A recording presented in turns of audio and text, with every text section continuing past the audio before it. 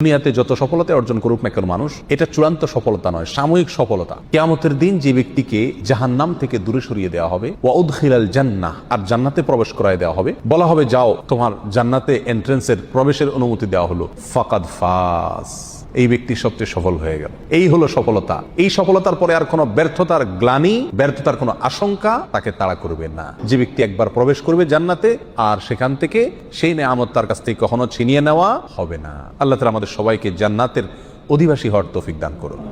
যারা অমুসলিম, জাহান্নাম তো তাদেরই জন্য, কিন্তু মুসলমানদের মধ্যেও এরকম বহু হতভাগা, বহু কপাল পড়া মানুষ আছেন যারা তাদের কৃতকর্মের কারণে জান্নাতে যাওয়ার সৌভাগ্য থেকে বঞ্চিত হবেন, তারাও জাহান্নামে যাবে। রাসূল আকরাম সাল্লাল্লাহু আলাইহি ওয়াসাল্লামের বিভিন্ন হাদিস থেকে সেরকম 17টি শ্রেণীর কথা আজ আমরা উল্লেখ করব। যেই 17 শ্রেণীর লোক এরা জান্নাতে ঢুকে চূড়ান্ত সফলতা এবং সার্থকতা অর্জন করবার সৌভাগ্য থেকে বঞ্চিত হবে, বরং এরা জাহান্নামে যাবে। এরপরে তাদের সেখানে শাস্তি হওয়ার পরে কোনো কালে আল্লাহ সুবহানাহু ওয়া তাআলার দয়া হলে তখন তারা জান্নাতে আসবে। তাহলে মুসলিম হয়েও যে সমস্ত লোকেরা জান্নাতে যাওয়ার সৌভাগ্য অর্জন করবে না, এই সৌভাগ্য থেকে বঞ্চিত হবে, সেই হতভাগা লোকদের ভিতরে 1 নম্বর হলেন অবৈধভাবে হারাম পথে উপার্জন করে যে ব্যক্তি দেহ গঠন করেছে, ওই দেহ জান্নাতে প্রবেশ করবে না। ওই দেহের জন্য জান্নাত হারাম, নো এন্ট্রি। সে যতই ভালো কাজ করুক না কেন, তার দেহ যদি হারাম খাদ্য দিয়ে তৈরি হয়, তাহলে সেই দেহ জান্নাতে প্রবেশ করবে না। এ বিষয়ে নবী আলাইহিস সালামের বহু হাদিস রয়েছে। নাম্বার 2, আত্মীয়তার সম্পর্ক ছিন্নকারী ব্যক্তি, যেই কোনো অজুহাতেই হোক না কেন, নিজের ভাইয়ের সাথে, নিজের বোনের সাথে, মায়ের সাথে, বাবার সাথে, ফুফুর সাথে, চাচার সাথে, মামুর সাথে, খালার সাথে, চাচাতো ভাই বোনের সাথে, ফুফুর সাথে সংশ্লিষ্ট যারা আছে তাদের সাথে, এক কথায় রক্ত সম্পর্কীয় যত আত্মীয় আছে তাদের সাথে, এবং কি শ্বশুরবাড়ির লোকজন আছে, কোনো যুক্তিসঙ্গত কারণ ছাড়া তাদের সাথে আপনি সম্পর্ক ছিন্ন করলেন। আত্মীয়র সাথে সম্পর্ক যে ব্যক্তি ছিন্ন করে, এই ব্যক্তির জন্য জান্নাতে প্রবেশের সুযোগ নাই। নবী আলাইহিস সালাম বলেছেন, লা ইয়াদখুলুল জান্নাতা কাতি', যে ব্যক্তি আত্মীয়তার সম্পর্ককে ছিন্ন করে ফেলে, কোনো সম্পর্ক রাখে না, কথাবার্তা বন্ধ করে দেয়, উঠা বসা বন্ধ করে দেয়, এই ব্যক্তি জান্নাতে প্রবেশ করবে না। আপনার জান্নাতে যাওয়ার স্বার্থেই আপনাকে রক্ত সম্পর্ক আত্মীয়দের সাথে কি করতে হবে? সম্পর্কটাকে রক্ষা করে রাখতে হবে। তৃতীয়ত, মুসলিম হয়েও যে ব্যক্তি জান্নাতে প্রবেশ করতে পারবে না ভাই, তিনি হলেন ওই ব্যক্তি যে তার প্রতিবেশীকে কষ্ট দেয়। পাশের জমিনওয়ালার আইল ঠেলাঠেলি করে, পাশের বাড়ির লোকের ছাদের উপরে ময়লা ফেলে, জোরে সাউন্ড দিয়ে গান শুনে পাশের প্রতিবেশীর কষ্ট হয়। এক কথায় প্রতিবেশীকে যারা কষ্ট দেয়, এই লোকগুলো জান্নাতে যাবে না। এ বিষয়ে সহিহ মুসলিমের ভিতরে সুস্পষ্ট হাদিস রয়েছে, যে হাদিসের আলোকে জানা যাচ্ছে যে যে ব্যক্তি তার প্রতিবেশীকে কষ্ট দেয়, সে জান্নাতে প্রবেশ করতে পারবে না। অতএব আমার আশেপাশে যারা বসবাস করবে, প্রতিবেশী যারা থাকবেন, তাদের সাথে সম্পর্ক ভালো রাখার চেষ্টা করতে হবে। সম্পর্ক ভালো রাখতে পারেন আর না পারেন, অন্তত আপনার কোনো আচরণ দ্বারায়, আপনার কোনো কাজ দ্বারা যেন তাদের কোনো কষ্ট না হয়। নাম্বার 4, মা বাবার অবাধ্য সন্তান। যেই সন্তান তার মা বাবার ন্যায্য নির্দেশকে অমান্য করে, লঙ্ঘন করে, পাত্তা দেয় না, মানে না, এই সন্তানের জন্য জান্নাত নিষেধ। সে যত নেকামল করুক, সে যত ভালো কাজ করুক, যত নামাজ কালাম পড়ুক, কপালে দাগ ফেলায় দেখ, কোনো ফায়দা নাই। তার জান্নাতে যাওয়ার সুযোগ নাই যদি সে কি করে? মা বাবার নির্দেশকে লঙ্ঘন করে। আল্লাহ এবং তার রাসূলের নির্দেশের পরেই আল্লাহর জমিনে যদি কারণ নির্দেশ মানা জরুরি হয়, বাধ্যতামূলক হয়, তিনি হলেন কে? মা এবং বাবা। যদি তারা আল্লাহর নির্দেশের বাইরে কিছু করতে বলে, অন্যায় করতে বলে, তাহলে সেটা মানা যাবে না। অযৌক্তিক কিছু করতে বললেও সেটা মানা যাবে না, কিন্তু যুক্তিসঙ্গত যত নির্দেশ করবে সেটা আপনাকে মানতে হবে। আর যদি সেটা মানা আপনার জন্য অসম্ভব হয়, আপনার সাধ্যের বাইরে কোনো কিছু নির্দেশ করে, তাহলে তো আর আপনার কিছু করার নাই। তবে কোনো অবস্থাতে ব্যবহার খারাপ করা যাবে না। মা বাবার সাথে যারা সম্পর্ক নষ্ট করে, তারা জান্নাতে যেতে পারে না। মুস্তাদরাক হাকিমের বিষয়ে হাদিস রয়েছে। নাম্বার 5, মুসলমান হয়েও যারা জান্নাতে যেতে পারবে না, তাদের ভিতরে 5 নম্বর ব্যক্তি হলো ভাই, অশ্লীল ভাষায় কথা বলেছে, গালিগালাজ করেছে, কথায় কথায় আজে বাজে মন্তব্য করে, এবং উগ্র মেজাজি, মানুষকে সবসময় দমায় রাখার চেষ্টা করে, দাবায় রাখার চেষ্টা করে, কখনো মানুষকে পাত্তা দেয় না, সাইড দেয় না, সবসময় সেই উপরে থাকার চেষ্টা করে। গোয়ার কিসিমের লোক যেটাকে বলা হয়, স্পষ্টভাবে হাদিসের ভিতরে এসছে যে এই শ্রেণীর লোক কি করবে না? জান্নাতে যাবে না। সুনান আবু দাউদ এবং অন্যান্য হাদিসের কিতাবে হাদিস রয়েছে। মুসলমান হয়েও যারা জান্নাতে যাবে না, সেই লোকদের মধ্য থেকে 6 নম্বর হলেন সেই সমস্ত শাসকেরা, সেই সমস্ত নেতারা যারা তাদের প্রজাদেরকে, যারা তাদের অধীনস্থ লোকদেরকে ধোঁকা দেয়। আজ দুনিয়ার কয়জন শাসক এর থেকে বাঁচতে পারবে সেটা আল্লাহই ভালো জানেন। বলেন একটা, করেন আর একটা, নির্বাচনের আগে ওয়াদা করেন একটা, ধোঁকা দেন, পরে আর সেটা পালন করেন না। তো সে সমস্ত শাসকেরা যারা তাদের প্রজাদেরকে অধীনস্থদেরকে ধোঁকা দেয় তারাও জান্নাতে প্রবেশ করতে পারবে না, এ বিষয়ে সহিহ বুখারীতে হাদিস রয়েছে। 7 নম্বর, মুসলমান হয়েও যে ব্যক্তি জান্নাতে যাবে না সে হলো অন্যের সম্পদ যে আত্মসাৎ করে। প্রথম শ্রেণীটা ছিল যে হারাম মাল ভক্ষণকারী, সেটা আল্লাহর হক নষ্ট করে হতে পারে। আর এই 7 নম্বর পয়েন্টটা হলো যে কোনো মানুষের হক আপনি নষ্ট করে টাকা কামাই করলেন, যেভাবেই হোক, সেটা ধোঁকা দিয়ে হোক, প্রতারণা করা হোক, হাওলাত নিয়ে আটকায় দিয়ে হোক, চান্সে চুরি করে হোক, অথবা চিটারি করে হোক, যেই কোনোভাবে অন্যের সম্পদ যদি আত্মসাৎ করেন গায়ের জোরে বা বুদ্ধির জোরে আর করে সেটা আপনি দখল করে ফেলেন, তো মনে রাখবেন এই ব্যক্তির জন্য জান্নাতে যাওয়ার কোনো সুযোগ নাই। নাম্বার 8, উপকার করেও যে ব্যক্তি খোঁটা দেয়, কাউকে উপকার করছে করে কি করে খোঁটা দেয়, এই ব্যক্তি জান্নাতে যাবে না। মদ পানকারী ব্যক্তির কথাও আছে হাদিসে সুনান নাসাইর, যে উপকার করে কাউকে খোঁটা দিলেন, উপকার করছেন, জীবনে কোনোদিন বলতে পারবেন আমি তোমার জন্য করছি, তাহলে আল্লাহর কাছ থেকে তো বিনিময় পাবেনই না, উপরন্ত শাস্তি হিসাবে জান্নাতেও আপনার প্রবেশের সুযোগ থাকবে না। সাবধান, কারোর জন্য কিছু করেছেন জীবনে, মুখের বাহির সেটা কোনোদিন করা যাবে না। আর যদি করছেন তাহলে এই উপকার করার চাইতে না করা আপনার জন্য ভালো ছিল, কারণ না করলে আপনি কোনো গুনাহগার হতেন না, কিন্তু করার কারণে, করে খোঁটা দেওয়ার কারণে আপনি জাহান্নামী হচ্ছেন, গুনাহ করছেন। আল্লাহ তাআলা আমাদেরকে হেফাজত করুন।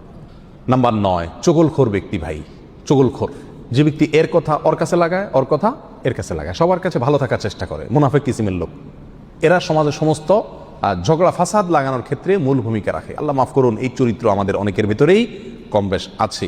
এই চগলখোর লোক জান্নাতে প্রবেশ করবে না, সহিহ মুসলিম হাদিসে রয়েছে। নাম্বার 10, অন্যের পিতাকে যে নিজের পিতা বলে পরিচয় দেয়।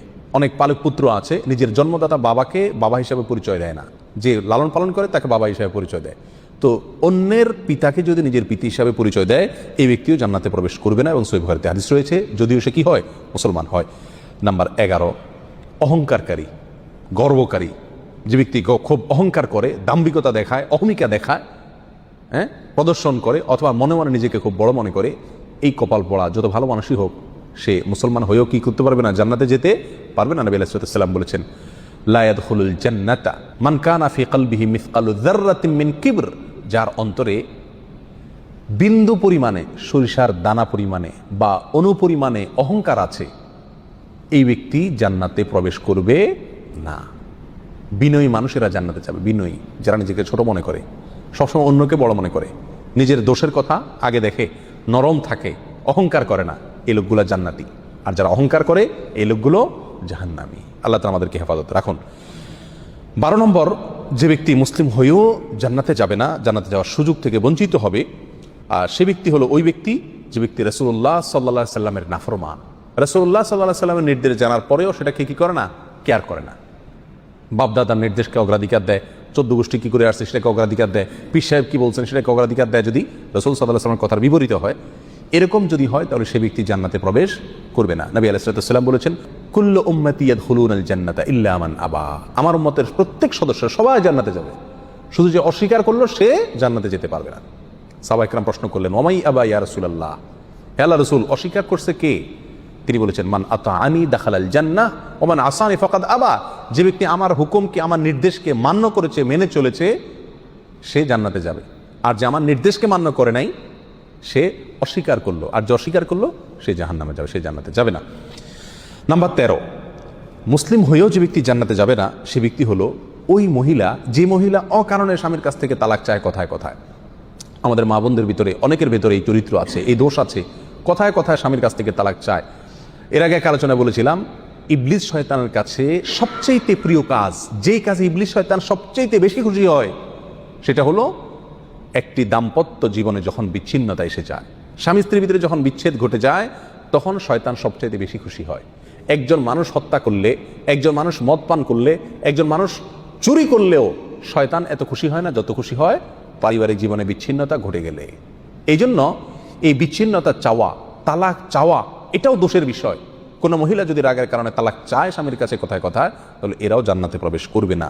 আল্লাহ তাআলা আমাদের মা বোনদেরকে হেফাজত করুন। সুনানে তিরমিজিতে এই বিষয়ে হাদিস রয়েছে।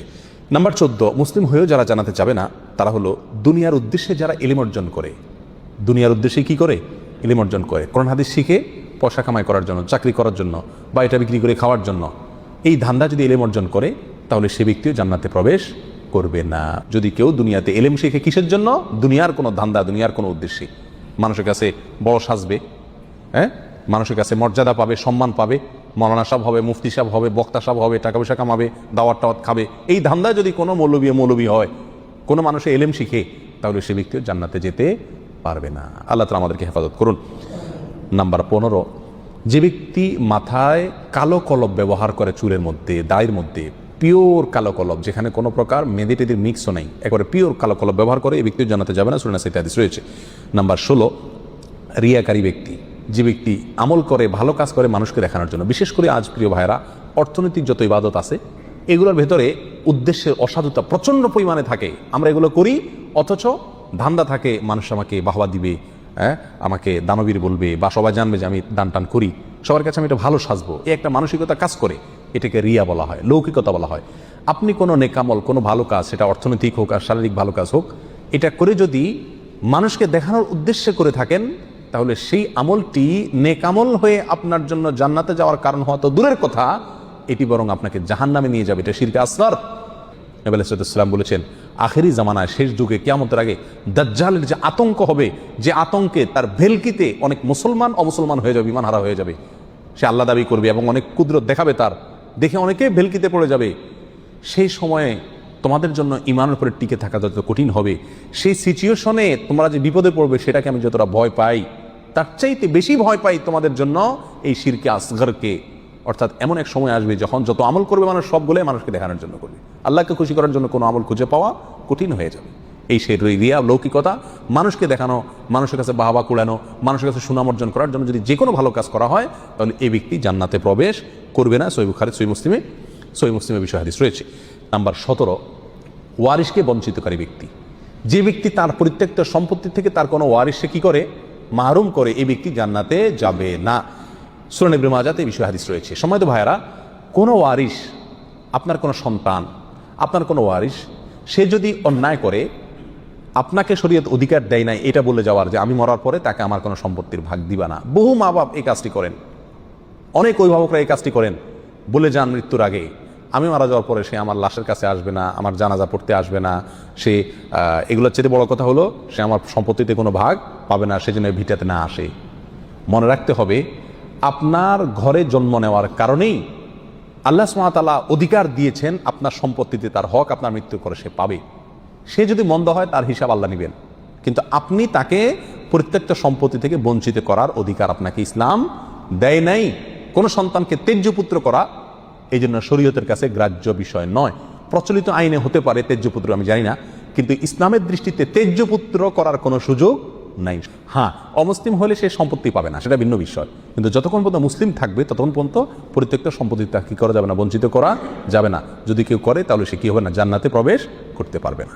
এই 17 শ্রেণীর লোক, এরা মুসলিম হয়েও কি করতে পারবে না ভাই? জান্নাতে যেতে পারবে না। এর ভিতরে বেনামাজি, তার কথা তো বলাই বাহুল্য, কারণ ইচ্ছাকৃত নামাজ যদি ত্যাগ করে সব সময়, তাহলে তো ওলামা একরামের অনেকের মতে সে মুসলমানই না।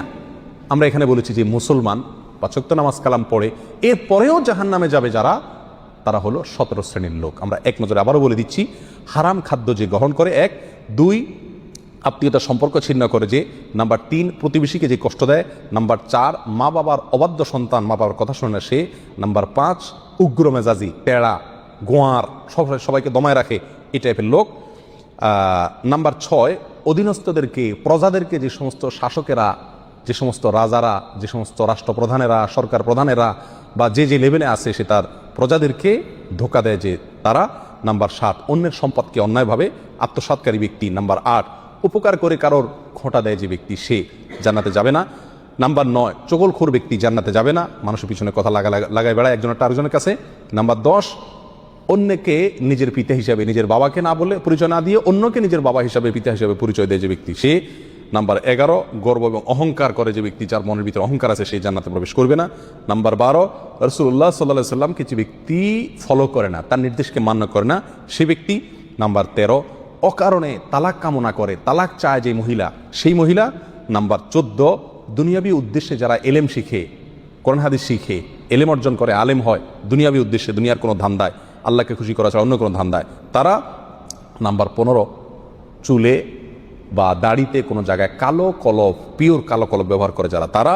এবং নাম্বার 16 যে কোনো ভালো কাজ করে সেখানে মানুষকে দেখানো, এটা ফলাও করা, প্রচার করা, এই উদ্দেশ্য থাকে যাদের, তারা। নাম্বার 17 ওয়ারিশকে বঞ্চিত করে তার হক থেকে এরকম অভিভাবক, এই শ্রেণীর লোকেরা মুসলমান হয়েও জান্নাতি হতে পারবে না। আল্লাহ তাআলা আমাদের সবাইকে এই দুর্ভাগাদের তালিকা থেকে আমাদের নামগুলোকে বের করে আনার তৌফিক দান করুন। চেষ্টা করব এই 17 শ্রেণীর কোনোটিতে যাতে আমার নাম না থাকে, এটাকে টাঙায় রাখবো, ঝুলায় রাখবো লিস্টটাকে, এবং আমার ভেতরের কোনো পয়েন্ট আছে কিনা সেটা দেখে যাচাই করে সেখান থেকে নিজেকে বের করে আনবো ইনশাআল্লাহ। এরপরে আল্লাহ সুবহানাহু ওয়া তাআলার কাছে জান্নাত চাইতে পারবো, আশা করতে পারবো জোরালোভাবে। আল্লাহ সুবহানাহু ওয়া তাআলা আমাদের সবাইকে আখিরাতে কিয়ামতের দিন একেবারে ফার্স্ট চান্সে, প্রথম চান্সেই জান্নাত যেন আমরা লাভ করতে পারি, জাহান্নাম থেকে মুক্তি নসিব যেন হয়, সেই তৌফিক দান করুন।